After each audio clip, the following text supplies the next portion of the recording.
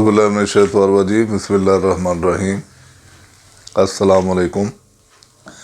सबसे पहले तो मैं आप लोगों से गुजारिश करूंगा कि आप हमारे चैनल को सब्सक्राइब करें, बेल बटन को क्लिक करें ताकि हमारी वीडियोस आप तक पहुंचती रहें और आपकी कीमती फीडबैक भी हमें मिलती रहे।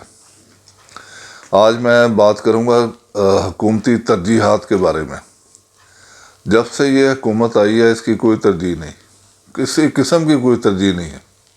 अल्लाह के फजल से इमरान खान की जो पहली तकरीर थी जब उन्हें वज़ीर आज़म की हैसियत से वोट मिला, उसके बाद की तकरीर से लेके आज तक की सारी तकरीरें वही हैं जो कंटेनर पे उन्होंने की थी। कोई मुल्क के लिए, इस मुल्क की बका के लिए, इस मुल्क की तरक्की के लिए, आवाम की बहबूद के लिए किसी किस्म का कोई इनके पास कोई प्लान है ही नहीं। गैर संजीदा, नालायक और ऐसे ऐसे लोग अपने साथ उन्होंने शामिल किए हुए जो सुबह दोपहर शाम जिनका एक ही काम है और वो काम है नवाज शरीफ के ख़िलाफ़ बातें करना, मुसलसल करते रहना बेसरोपा बातें। और आज संडे है, 4 अप्रैल 2021 है। आज के दिन मैं टीवी पे देख रहा था कि वज़ीर आज़म साहब लाइव कॉल्स ले रहे थे, वो सब बेमकसद। उसके बाद फवाद चौधरी साहब ने प्रेस कॉन्फ्रेंस की, RTS से होते होते PDM और पता नहीं क्या क्या, वो वज़ीर साइंस और टेक्नोलॉजी हैं, साइंस और टेक्नोलॉजी की बात करें, कोई सेंसिबल बात करें। उसके बाद शाहजुल हसन चौहान साहब आ गए, उन्होंने हरदा सराई फरमाई। उसके बाद एक और साहब आ गए, शेख रशीद साहब, उन्होंने कुछ बातें की, वो चले गए। वो वज़ीर दाखिला, वफाकी वज़ीर दाखिला, वो अपनी मिनिस्ट्री की बात करें, वो भी अपनी सुना के चले गए। ये रोज़ाना की बुनियाद पे हो रहा है और 3 साल पूरे हो गए। और इमरान खान साहब जो उन्होंने एक देग रखी हुई है, देग, उसके नीचे उन्होंने लकड़ियाँ जलाई हुई हैं और लोगों को बस बताते रहते हैं कि बस अब आज इसमें से सोना निकलेगा, सोना। किसी दिन कह देते इसमें हीरे निकलेंगे, अगले दिन सोना निकलेगा। अब 3 साल के बाद हालात ये हो गए हैं पाकिस्तान के कि उस देग के नीचे जो लकड़ियाँ जल रही थी वो लकड़ियाँ भी मेरा ख्याल है ख़त्म हो गई हैं जलाने के लिए, उनके पास कुछ नहीं है। अब वो लोगों को सिर्फ तिफल तसल्लियाँ दे रहे। तो बड़ा अफसोस होता है एज ए पाकिस्तानी, क्योंकि हमने इस मुल्क को पिछले कोई 55 साल से हम इसी हालत में देखते हुए आ रहे हैं कि हर 10 साल किस तरह गुजरते हैं। और ये जो 10 साल, ये जो अभी जो 3 साल गुजरे हैं, ये तो अपनी नवीयत के अजीबोगरीब साल है। यानी एक बंदा पिछले 10 साल से कंटेनर पे चढ़ा हुआ है और एक ही गुफ्तगू कर रहा है कि जी कर्जा चढ़ गया, कर्जा उतर गया, कर्जा चढ़ गया, कर्जा उतर गया, डेवलपमेंट के मनसूबे बने, उसमें से इतनी करप्शन हो गई, इतने अरब बाहर चला गया।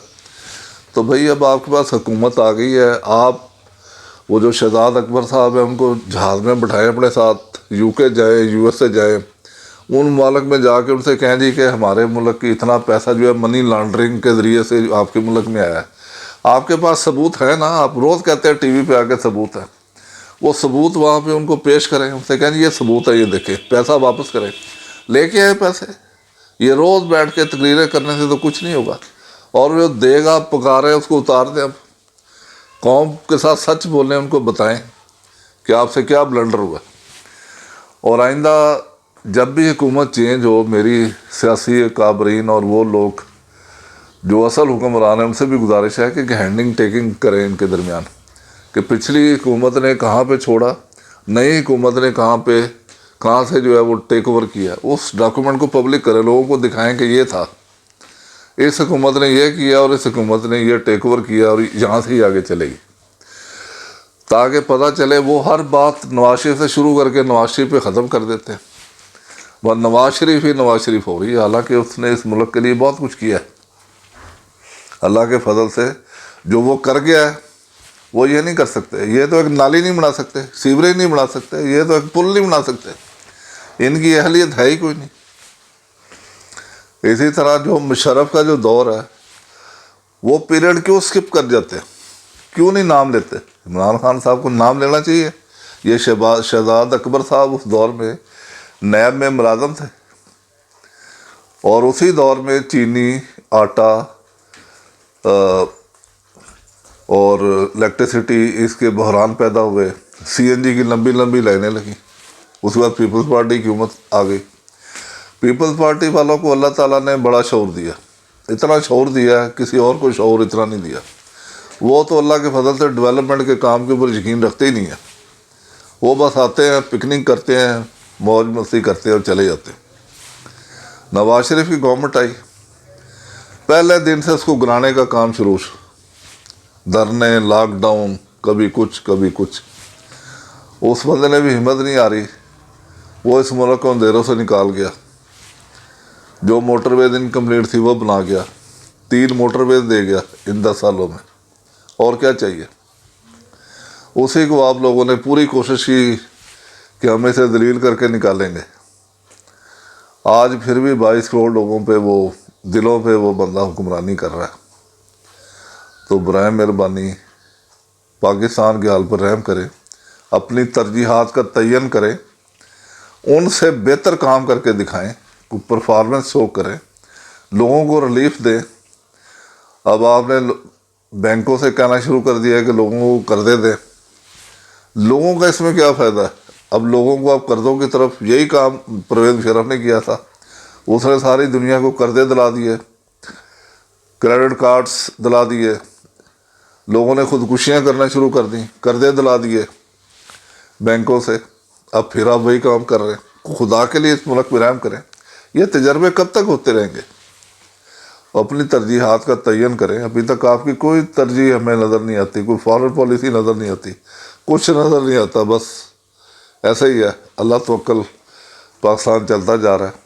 تو میری ارباب اقتدار اور صاحبان اور جو سیاسی لوگ ہیں اور جو سینسیبل لوگ ہیں اور جو پاکستان کی اشرافیہ، ان سے گزارش ہے کہ وہ پاکستان کے حال پہ رحم کریں۔ اس کے اوپر بڑے تجربے ہو گئے، اب بس کر دیں، اب اس ملک کو چلنے دیں تاکہ یہ ترقی و خوشحالی کی طرف گامزن ہو سکے اور اس حد تک جائے، وہ منزل حاصل کرے جس کا خواب علامہ اقبال نے دیکھا، جس کی تعبیر قائد اعظم محمد علی جناح کی قیادت میں ہم سب نے حاصل کی۔ لیکن آج 70 سال گزرنے کے باوجود اللہ تعالیٰ نے ہمیں بہت نوازا ہے، نہیں نوازا تو شعور سے نہیں نوازا۔ تو اپنے اندر شعور پیدا کریں، ہم سب کو ایک ہونا ہوگا، داخلی طور پہ مضبوط ہونا ہوگا۔ داخلی طور پہ مضبوط ہوں گے تو ہماری معیشت مضبوط ہوگی، معیشت مضبوط ہوگی تو ہماری خارجہ پالیسی مضبوط ہوگی، اور ہم دنیا میں ایک باوقار قوم بن سکیں گے۔ السلام علیکم ورحمۃ اللہ وبرکاتہ۔